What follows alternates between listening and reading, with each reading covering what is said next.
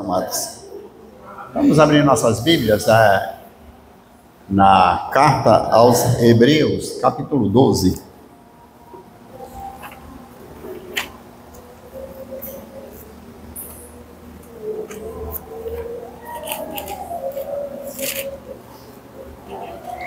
Do 1 ao 3. Amém? Obrigado. Pode ler, pastor. Portanto, também nós, visto que temos a rodear-nos tão grande nuvem de testemunhas, desembaraçando-nos de todo o peso e do pecado que tenazmente nos assedia, corramos com perseverança a carreira que nos está proposta. Olhando firmemente para o autor e consumador da fé, Jesus, o qual, em troca da alegria que lhe estava proposta, suportou a cruz, não fazendo caso da ignominia, e está assentado à destra do trono de Deus. Considerai, pois, atentamente aquele que suportou tamanha oposição dos pecadores contra si mesmo, para que não vos fatigueis, desmaiando em vossa alma. Amém. Graças te damos, Pai, e te pedimos que Tu venha trabalhar em nossos corações, Senhor, nos dando entendimento da Tua verdade, para que possamos viver a vida cristã normal. Em nome de Jesus. Amém. Glória a Deus. Corramos a carreira que nos está proposta. Existe uma carreira, existe uma caminhada, nós temos uma viagem a fazer. É como o povo de Israel, dos hebreus que saíram do Egito, e eles saíram apressados, né? Eles saíram do Egito apressados e eles saíram com despojo, né? Eles saíram com despojo. Eles pediram ouro, prata e vestes aos egípcios, e eles deram, saíram de lá com muita coisa, porque os egípcios foram vencidos. E nós também temos uma jornada, já fomos supridos, o Senhor já fez tudo. O Senhor, Ele já nos deixou preparados para essa viagem. Nós só temos que agora nos apossar daquilo que Ele nos deu para a caminhada. Porque o que Ele tem nos dado é suficientemente necessário para que venhamos a caminhar, a correr essa carreira que nos está proposta, como diz o autor aí da carta, né? Mas para nós seguirmos essa caminhada rumo ao propósito de Deus, ao eterno propósito de Deus em nossas vidas, nós temos renúncias a fazer, nós temos algumas coisas para deixar de lado, e os irmãos sabem, e o irmão olha para você, que eu olho para mim, que é difícil a gente às vezes largar certas coisas que a gente gosta, que nós gostamos, e são costumes, são manias, algumas coisinhas que a gente gosta de fazer, e nós ainda estamos apegados, mas é necessário que deixe essas coisas para trás. Afinal, o Senhor, Ele diz assim: quem quiser vir após mim, negue-se a si mesmo, tome a sua cruz dia a dia e siga-me. Ou seja, existe renúncia a fazer, existe coisas para deixar para trás, e as coisas desse mundo, tudo é passageiro, tudo é passageiro.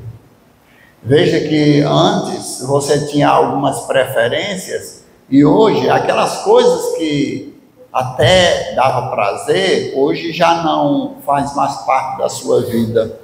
Hoje já são coisas para você, já é fútil, não te dão mais, não te atrai mais, não te encanta mais. Mas, no entanto, o inimigo é astuto e ele sempre vai aprontar certas coisas para nos deixar, de certa forma, atrair a nossa atenção, nos deixar encantado por as coisas que ele propõe. Né? Afinal, esse mundo é encantador. Mas a palavra de Deus, ela está aí dizendo que, portanto, nós também, temos tão grande nuvem de testemunho. Ou seja, nós temos aqui no capítulo 11, ele nos dá aí nome de várias pessoas e ele termina dizendo que não dá mais para nomear pessoas, porque senão não daria conta.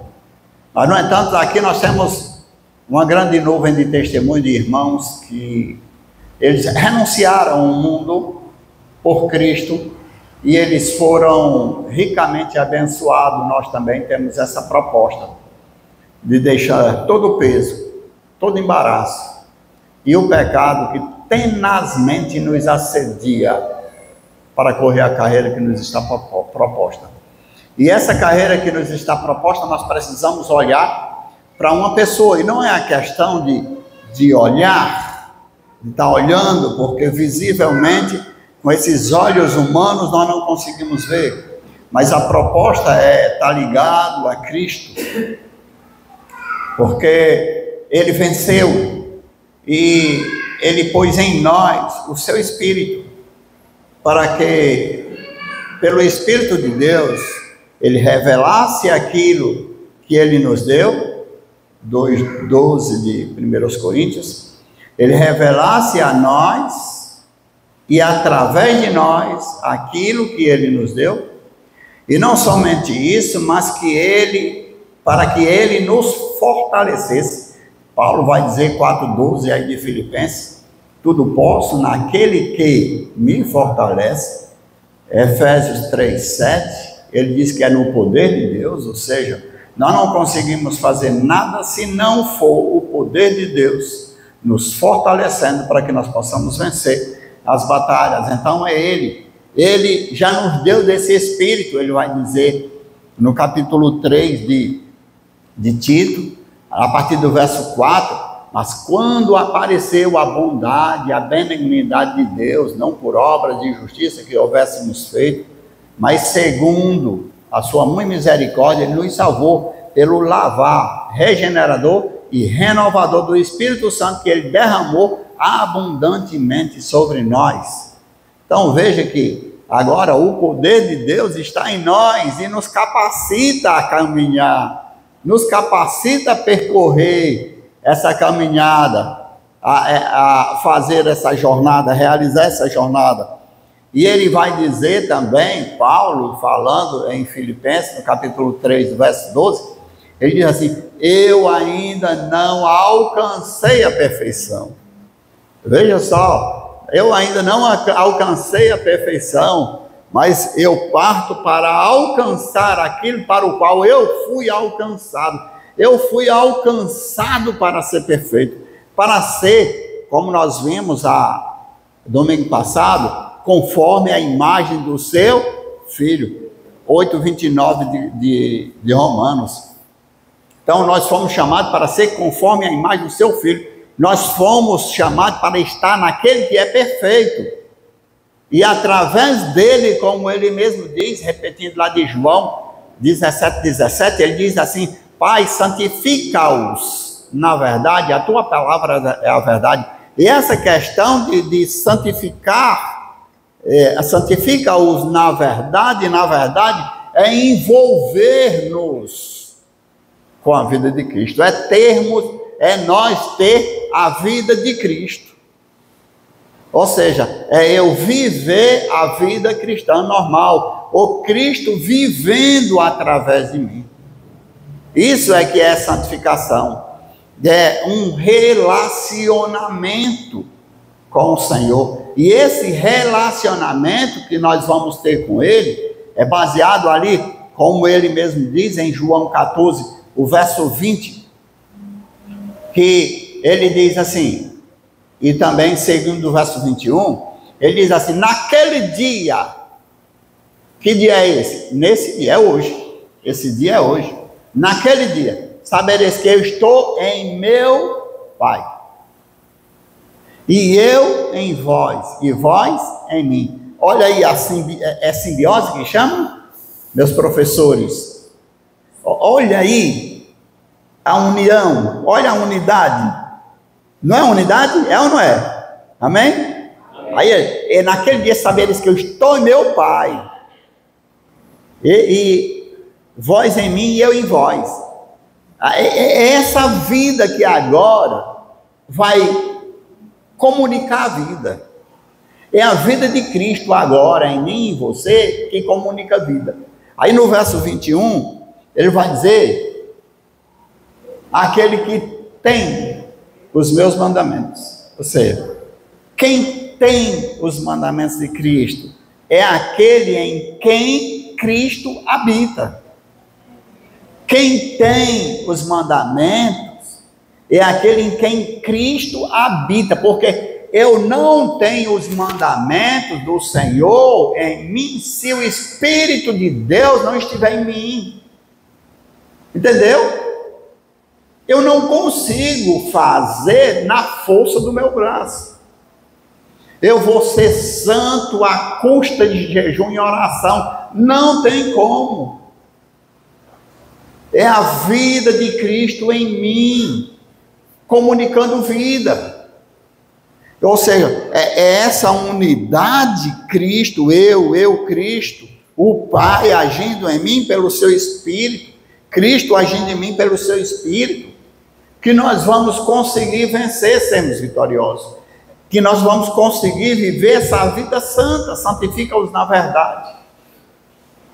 Você envolve, Pai, envolve. Aquele texto lá de Hebreus 4, que ele diz assim: olha, vamos ter cuidado para que não aconteça conosco o mesmo que aconteceu com eles, visto eles, a palavra ali, ela dá sentido de, visto eles não misturaram o que ouviram à fé. Eles não misturaram, não houve intimidade. Aí vamos ter cuidado para que não aconteça conosco, mesmo que aconteceu com eles. Aí ele diz aí, ó, voltando lá para 14, 21, João. Aquele que tem os meus mandamentos e os guarda, esse é o que me ama. E aquele que me ama será amado por meu Pai. E eu também o amarei e me manifestarei. Como é que eu vou conhecer ao Senhor? Como é que eu vou ter intimidade com o Senhor? Vivendo essa vida cristã de intimidade com o Pai, com o Filho. Olha, aquele que tem os meus mandamentos, ou seja, Cristo já habita. Aquele que tem os meus mandamentos. Quem tem um mandamento? Quem está em Cristo. Porque Paulo vai dizer que quem está em Cristo, nova criatura é. Não é assim? Aí ele diz assim: agora nenhuma condenação há para os que estão em Cristo Jesus. Romanos 8:1. Nenhuma condenação há para os que estão em Cristo Jesus. Segundo aos Coríntios 3:17, ele diz assim: aonde o Espírito do Senhor está, aí há liberdade. Aí há liberdade. Ou seja, eu tenho liberdade para fazer a vontade dele. O Espírito habita. Aí eu tenho liberdade para fazer o que ele diz para mim fazer.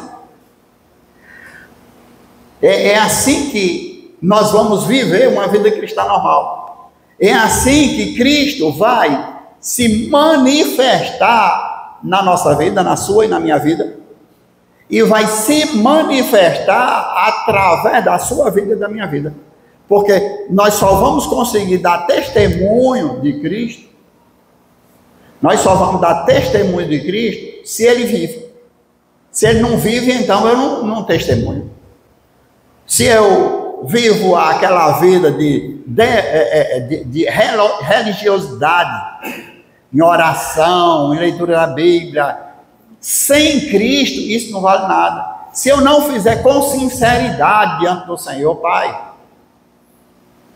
eu não tenho força, Pai, eu não sei, eu não posso. Se não for tu em minha vida, então eu não consigo viver. Então é essa vida cristã que ele quer nos dar, e eu me manifestarei a ele. Ou seja, eu me daria a conhecer. Como é que você conhece uma pessoa? Se não caminhando junto com ele, é ou não é? Não é verdade? Amém? Nós vamos conhecer a pessoa se nós caminharmos junto com ele. Aí ele diz assim, olha, põe aqui sobre ti o meu jugo, põe no teu pescoço o meu jugo, vamos caminhar junto e aprender de mim.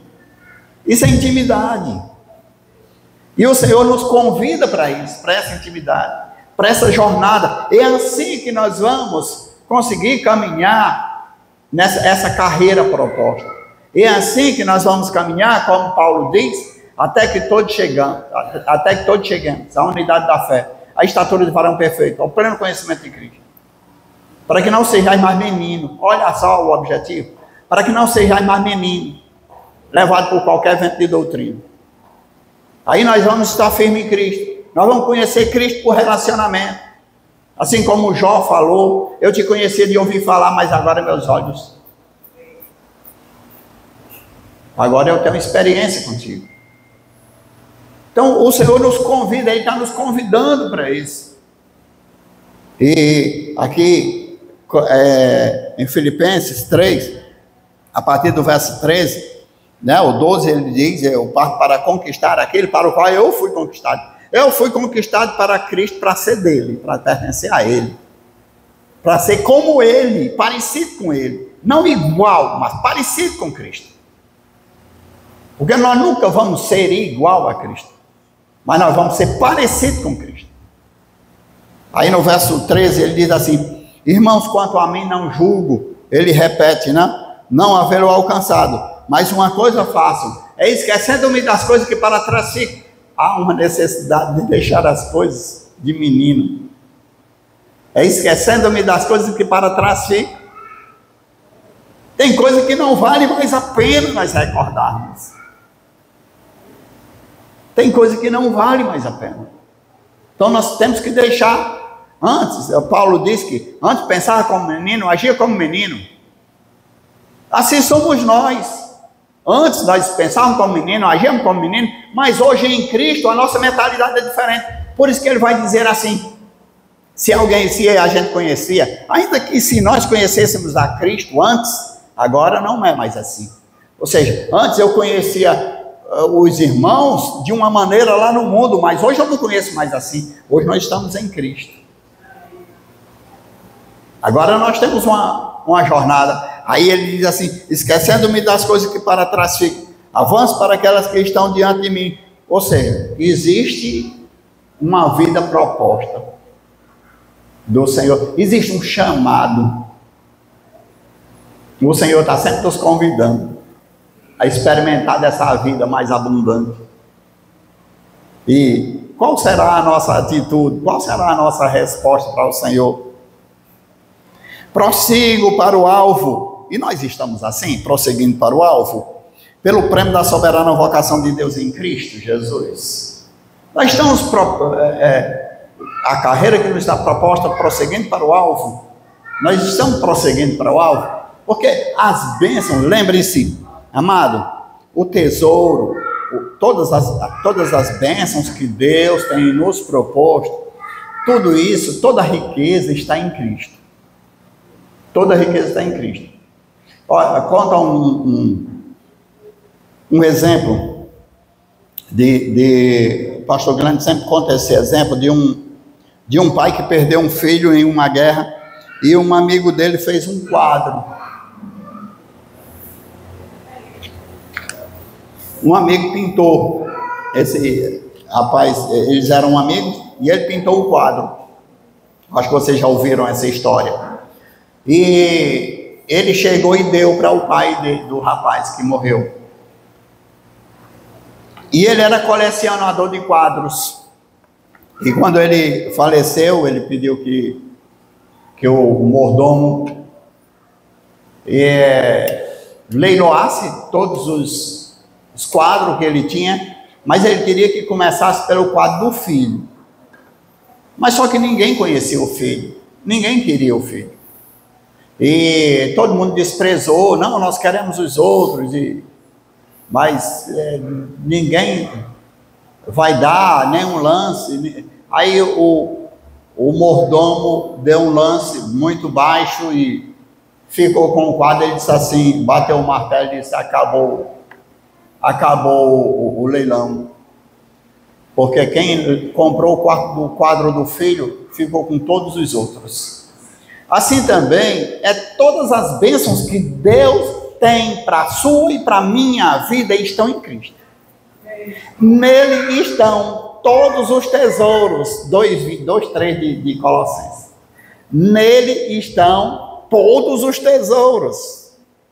E aí, quando nós olhamos para essa realidade de que em Cristo estão todos os tesouros, nós vamos compreender quando Ele nos convida a fazer essa jornada. Olha aí, ó. Em Cristo, porque ele está falando de Cristo. Em quem estão todos os tesouros? Olha, tesouro de quê? E do? Está tudo em Cristo.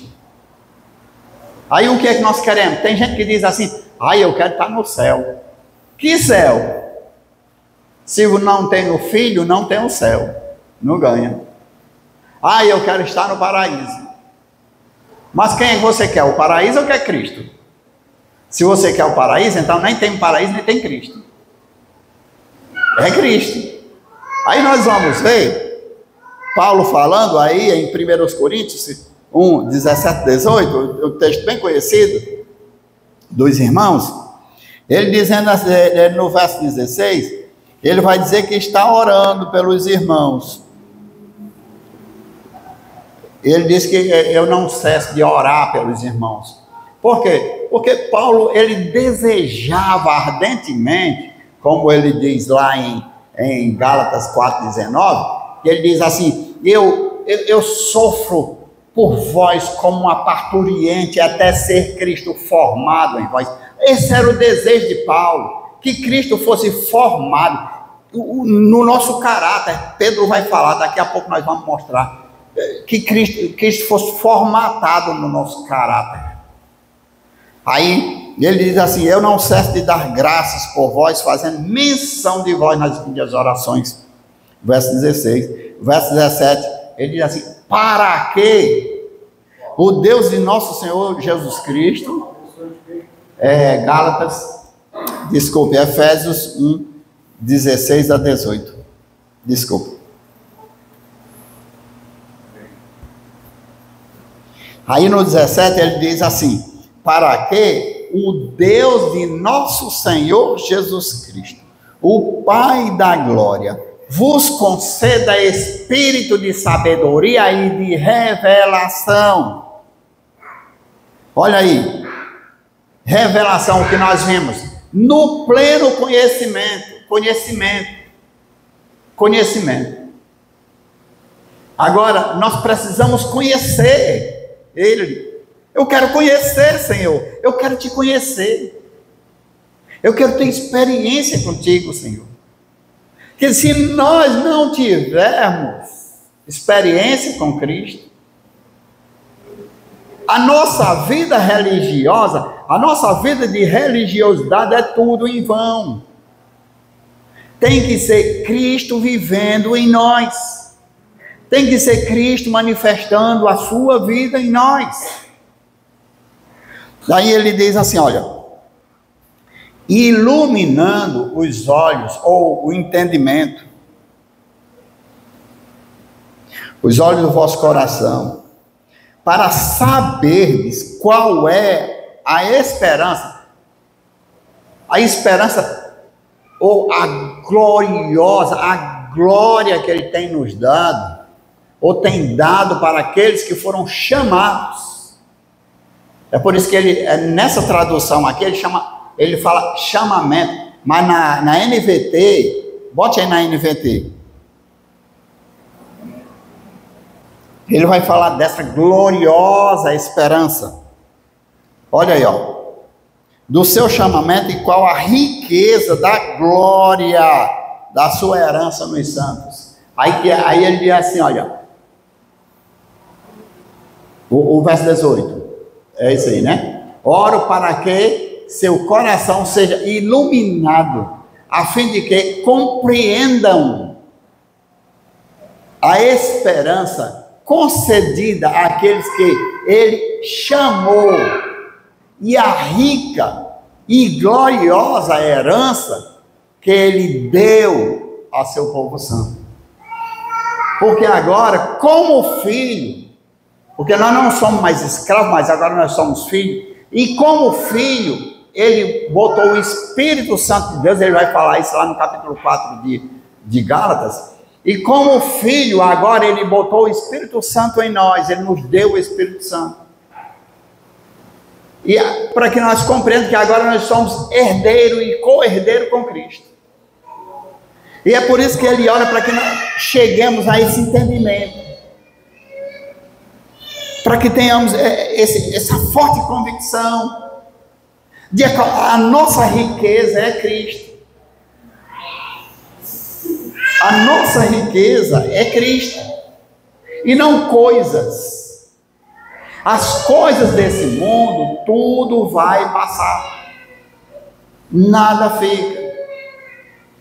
O que Marcondes conseguiu até hoje, elas vão ficar aí para alguém. Como Salomão, ele diz assim, tem pessoas que juntam sem saber o que as pessoas que vão vir depois vão fazer com as coisas que ele vai deixar. E nós vemos pessoas aqui no Brasil, pessoas ricas, milionárias, que morreram num hotel de favor, num hotel que pertenceu a eles, as famílias do Matarazzo e tantas outras famílias, morreram no hotel onde era deles, de favor. Tudo nessa vida passa, tudo é passageiro.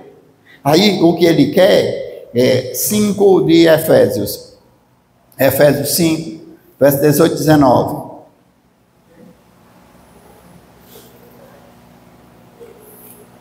Cinco, 18 e 19. E não vos embriagueis com vinho, no qual há dissolução, mas enchei-vos do Espírito, falando entre vós com salmos, entoando e louvando de coração ao Senhor, com hinos e cânticos espirituais. Amém. Glória a Deus. Dando sempre, verso 20. Dando sempre graças por tudo a nosso Deus e Pai, em nome de nosso Senhor Jesus Cristo. Isso é um coração alegre, meu. Isso é um coração satisfeito. Isso é um coração contente. Como é que nós vamos dar graça em tudo se a gente não estiver contente? Diga aí. Como é que nós vamos dar graças a Deus se nós não estamos contentes? Alegrai-vos, outra vez eu digo, alegrai-vos. O 4:4 de Filipenses, e ele vai dizer assim: alegrai-vos no Senhor. Alegrai-vos no Senhor. Nós temos que ter um coração contente. Então agora nós temos aí o rumo dessa vida de santificação, de santidade. E não vos embriagueis com vinho, no qual há dissolução, mas enchei-vos do Espírito. E como é que nós vamos ser cheios do Espírito? Porque nós sabemos que há o batismo com o Espírito Santo, e ser cheio do Espírito Santo é outra coisa. Uma coisa é outra coisa. Uma coisa é uma coisa. Outra coisa é outra coisa. Ser batizado com o Espírito Santo é uma coisa. Ser cheio com o Espírito Santo é outra coisa. Aí ele diz assim: como é que nós vamos ser cheios do Espírito? Falando entre vós com salmos, entoando e louvando de coração ao Senhor com hinos e cânticos espirituais. Nós colocamos, estamos em casa fazendo alguma coisa, a gente bota louvores lá, fica muito gostoso.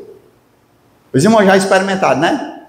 Está fazendo alguma coisa, botar louvor, está ouvindo? Isso é maravilhoso demais. Mas cânticos espirituais, como ele diz, como ele fala aqui.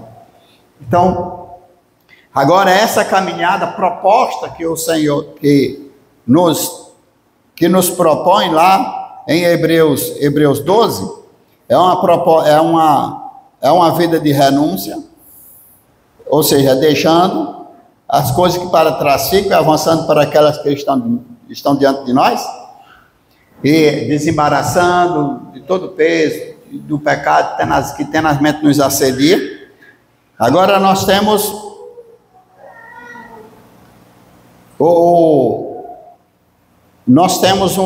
nessa carreira que deixar que Cristo manifeste a vida dele. E como é que as pessoas vão ver a vida de Cristo em nós? Quando nós frutificamos. 2 Pedro, capítulo 1, de 5 a 7.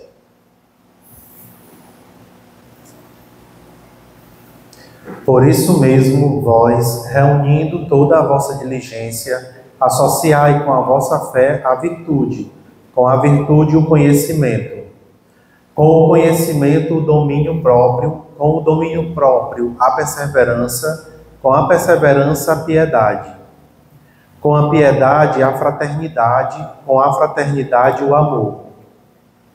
Amém, Jesus. Amém. Por isso mesmo, porque ele está falando no verso anterior que ele já nos deu tudo concernente à vida e à piedade. No verso 3 e 4, Pedro está dizendo que ele nos deu tudo, visto como pelo seu divino poder, o divino poder de Deus, o que é? O Espírito Santo. Visto como pelo seu divino poder, ele nos tem dado tudo concernente à vida e à piedade pelo conhecimento completo daquele que vos chamou pela sua própria glória e virtude. Ou seja, agora, por isso mesmo, porque agora tu tem tudo, tu tem a capacitação, Deus já colocou tudo em você, ele colocou o seu poder, a sua vida em você, Cristo agora habita, o poder de Deus habita em você.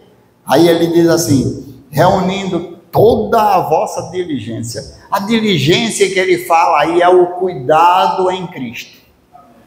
A diligência é o cuidado em Cristo.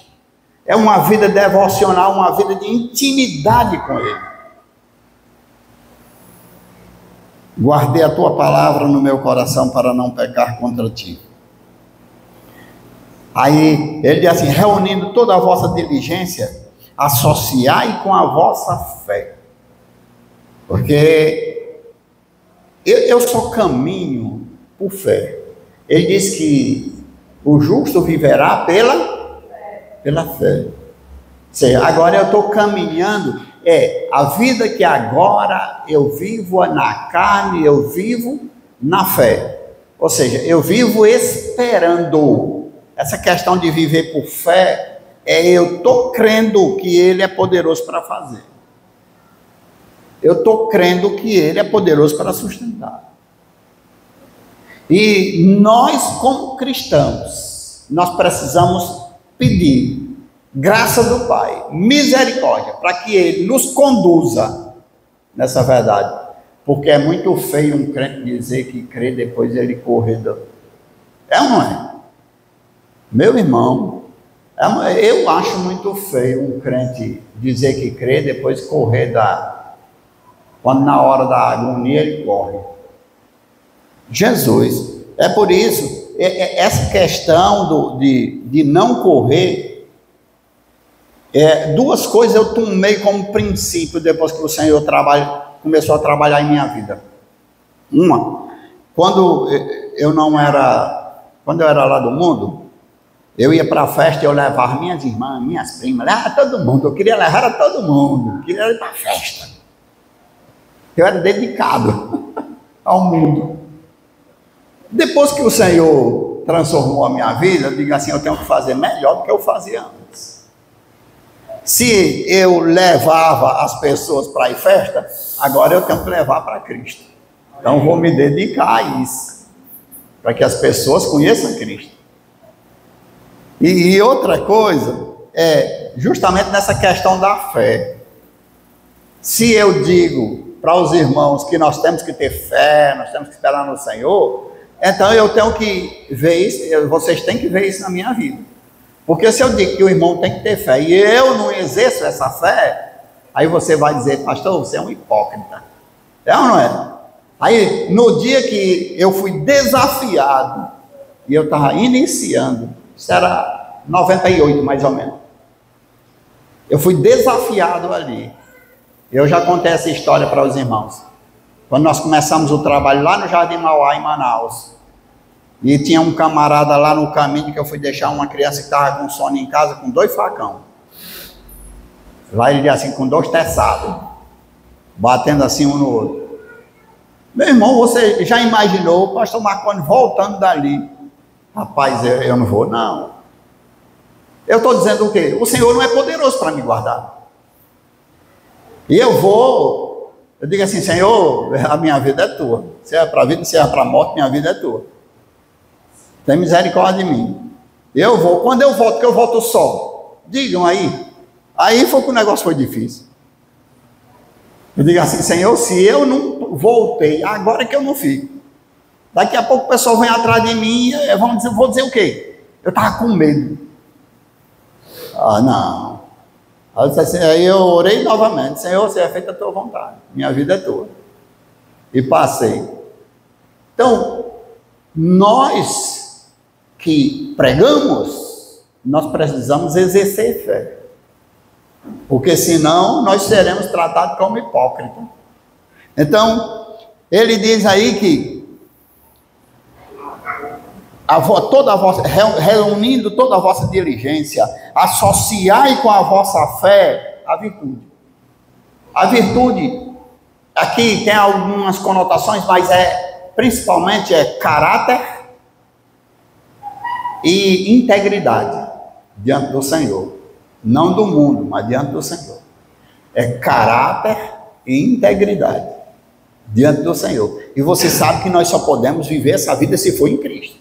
Fora de Cristo nós não vamos conseguir viver essa vida de santidade. Aí ele diz assim, e com a virtude, o conhecimento. Olha, nós vemos aqui, lá em Efésios 1,18, que ele quer que, esse é o desejo dele, que nós conheçamos. Jesus, ele fala 17,3 de João, né? 17,3 de João, que ele vai dizer que a salvação é esta, que conheçam a ti como o único Deus verdadeiro. Leia aí. E a vida eterna é esta, que te conheçam a ti, o único Deus verdadeiro, e a Jesus Cristo a quem enviaste. Ou seja, é conhecer. Para conhecer nós temos que caminhar junto. A vida eterna é essa, ou a nossa salvação é essa. Aí, conhecimento, nós precisamos conhecer ao Senhor. Conhece ao Senhor? Ele fala lá no capítulo 31 de Jeremias, 31, a partir do verso 31 a 34, que o autor de Hebreus vai repetir no capítulo 8, a partir 8 e 9, se não estou enganado, e a partir no capítulo 10 também ele vai repetir novamente, 16, alguma coisa assim. Porque ele quer que nós o conheçamos. Isso é relacionamento. Aí, com o conhecimento, juntando ao conhecimento o domínio próprio. Imagine Cristo vivendo em nós vamos ter domínio próprio. Se Cristo vive, se Cristo manifesta a vida dele, nós temos domínio próprio. Eu posso dizer não ao pecado, por isso que Paulo diz, 6,11, de Romanos, ele diz assim: considerai os mortos para o pecado, mas vivos para Deus. Considerai os mortos para o pecado. No verso 7 ele diz assim, 6, 7 de Romanos, não bote aí, aquele que está morto, quem morreu está justificado do pecado. Está justificado, ele não está livre. Agora tu está em Cristo, está livre. Cristo vive, tu vive. Cristo vive. Aquele em quem está em Cristo, aquele que está em Cristo, aquele em quem Cristo vive, ele vive, ele tem vida. Aí ele diz assim: com o conhecimento, o domínio próprio, e com o domínio próprio, a perseverança. Nós precisamos perseverar, não andar por fé, é esperar sempre no Senhor. Perseverança, perseverai. Tem um texto bem interessante, mas agora eu esqueci o livro. Ele fala para quem, Jesus? Ele fala para, eu acho que é Paulo, falando para uma mulher. Agora passou pela memória. Era um texto bem interessante para a gente ver, que ele fala da perseverança. Nós precisamos perseverar, porque a leve, como diz o apóstolo, a leve e momentânea tribulação não são para comparar com a glória que teremos no futuro. E ele diz aqui também no capítulo 12, né? Ele diz assim: olha para Cristo, que ele, não olhando para a humilhação que ia sofrer, mas olhando para a promessa. Ele estava olhando para a promessa. Suportou toda a humilhação. Ou seja, agora nós precisamos, e Paulo vai falar isso também em Filipenses 2, capítulo 2, a partir do verso 5. Ele tende a mesma atitude que houve em Cristo Jesus. Tende a mesma atitude que houve em Cristo Jesus. Não é sentimento. Viu, amado? Não é sentimento. É atitude. Irmão, botou aí? Tende em vós o mesmo sentimento, mas é atitude, viu? Tende a mesma atitude que houve em Cristo Jesus. Vai lá, mais um pouco. Pois ele, subsistindo em forma de Deus, ou seja, ele sendo Deus, ele era Deus. Ele não usurpou, não julgou como usurpação ser igual a Deus, mas se humilhou até a morte de cruz. Viu? Ele se humilhou. Então agora nós precisamos perseverar em Cristo. Perseverar. Com a perseverança, a piedade. A piedade é esse amor, esse relacionamento com o Pai. Piedade. E fraternidade, esse amor fraternal, cuidado uns com os outros. E com um detalhe, no amor, amando. Eu não posso fazer, eu vou suportar o irmão Kelly porque a Bíblia manda. Não é porque a Bíblia manda, não. Eu vou suportar o Kelly porque eu amo. Ele fica com chatice para meu lado, mas eu amo esse macho. Eu posso dizer que eu amo esse macho. Porque Cristo agora vive. E Ele me capacita a amar. Não é amar somente quem me favorece, não. É amar até aqueles que me não favorecem, até aqueles que são chatos demais. Então, agora o Senhor nos chama para caminhar assim. Porque Tiago diz que aquele que sabe fazer o bem e não faz, aquele que sabe fazer o bem e não faz, esse peca. Viu? Quem sabe fazer o bem e não faz, esse peca. Só tem um pecado que o cristão, o filho de Deus, nunca mais vai pecar. é o pecado da incredulidade. Mas os outros nós ainda estamos sujeitos. Porque tem outros pecados, como esse. O pecado da negligência. Nós podemos cometer pecado, negligenciando. E, como ele diz aqui, nós estamos correndo uma carreira que nos foi proposta. Nós precisamos caminhar ou correr essa carreira com os irmãos. Eu não posso deixar ninguém. Se lá em Sobral, de vez em quando eu esqueço, mas quando é na segunda-feira, faltou alguém, eu percebi que faltou alguém não foi no culto, aí eu mando uma mensagem: graças a paz, irmão, como é que está? Como é que está o irmão? Aí eu acho que ele já sabe, tem uns que já sabem, que dizem: pastor, não fui ontem porque... Aí a gente mandou uma mensagem só para lembrar, né? Graças a paz, amado, como é que está? Como é que está a saúde? Como é que está a família? Só para a gente lembrar. Para ele lembrar que a gente sentiu falta, né? O irmão não veio. Tinha uma irmã que, quando eu cheguei lá, ela não fazia nem parte do grupo da família. E perguntei aos irmãos: irmão, como é o nome da irmã? Ninguém sabia. Parece que só uma pessoa que disse como era o nome dela, mas os outros ninguém sabia do nome da irmã. Aí, quando foi um dos cultos, aí e eu lá conversando com o pessoal, aí eu lembrei, eu digo assim: peraí, e aí eu corri lá fora. A irmã já estava indo embora. Irmã, peraí, como é o nome da irmã? Aí ela falou: irmã, me dê seu telefone. E, irmã, eu posso incluir a irmã no grupo da igreja? Pode, pastor. Então, e essa irmã começou a se envolver mais. Ou seja, hoje a igreja sabe do nome da irmã por uma atitude. Senão as pessoas continuavam vindo só quando quisesse, a gente nem sentia falta, não sabia como era o nome da irmã.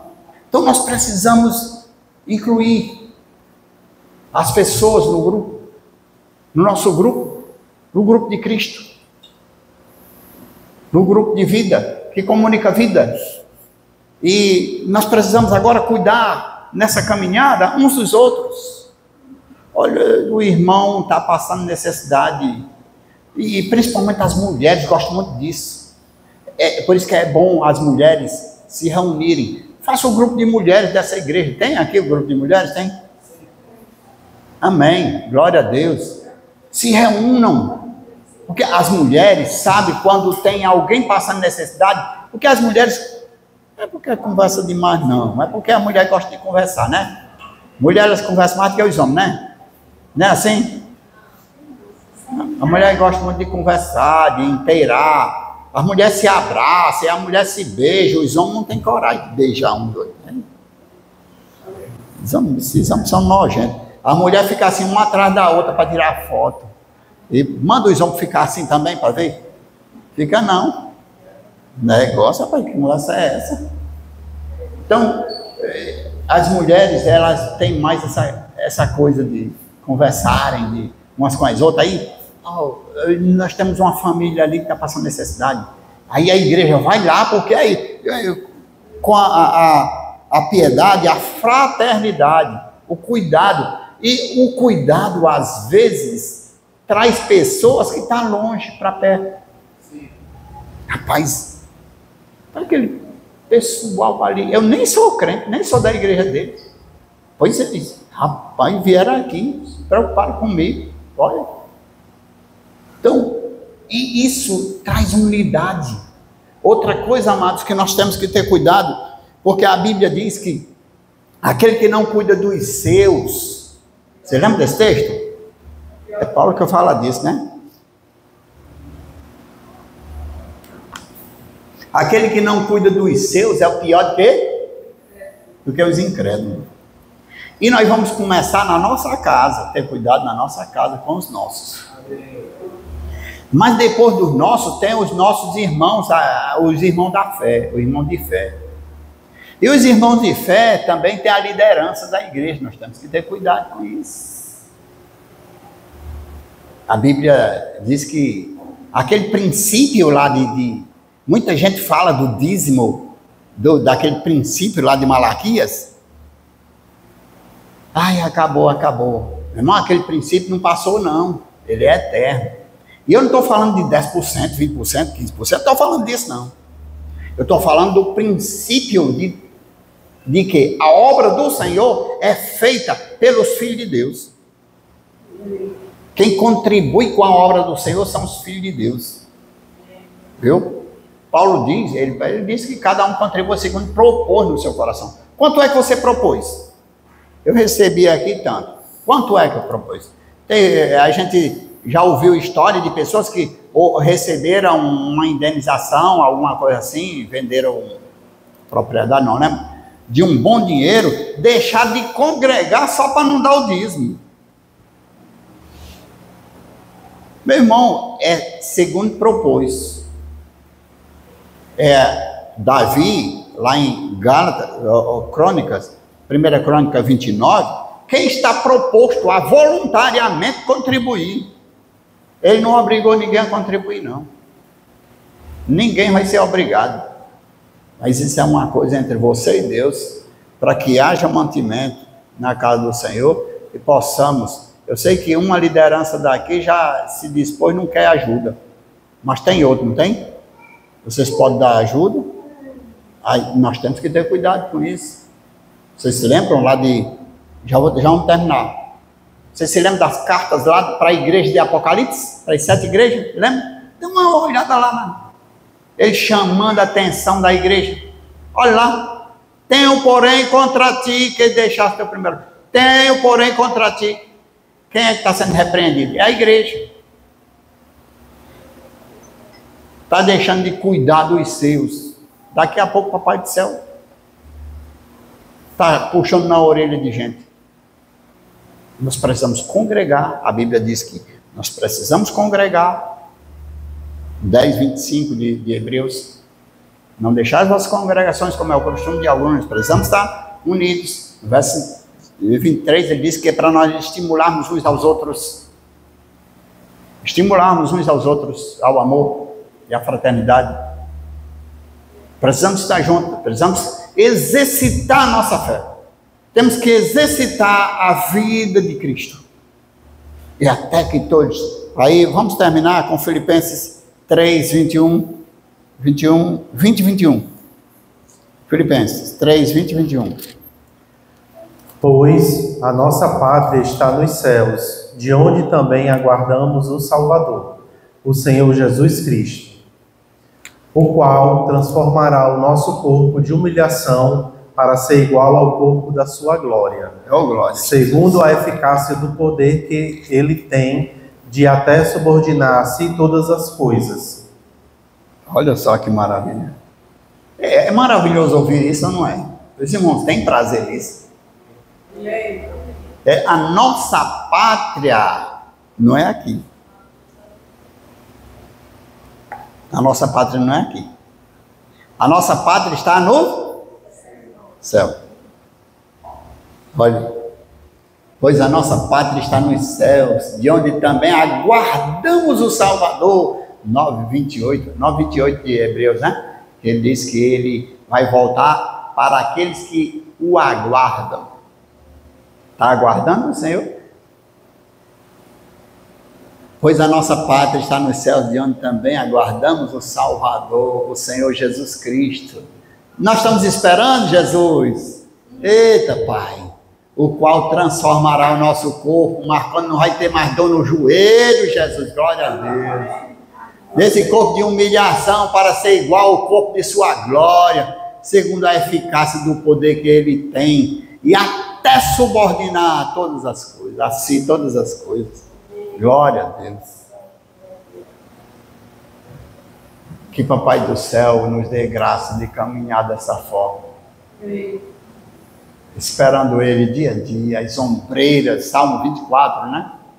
esperando dia a dia as ombreiras das suas entradas. Glória a Deus. Pai, vem, fala conosco, Pai. Nos instrui nessa verdade. Nos faz caminhar nessa verdade. Nos conduz, Senhor, nessa verdade. Nos conduz segundo a tua vontade, Pai. Para que Cristo possa ser manifestado e glorificado através da nossa vida. Através da vida do seu povo. Através da tua obra, Pai. Em nome de Jesus. Que a igreja do Aracati cresça, ó Deus, como luzeiro a brilhar no meio da escuridão, Pai. E traga vida. Traga graça, Senhor, para o Aracati. Para todo o Aracati. Em nome de Jesus. Que saia daqui muitos obreiros, ó Deus. Muitos anunciadores da tua verdade. Em nome de Jesus. Amém. Glória a Deus. Aleluia, Pai. Glória a ti, Pai.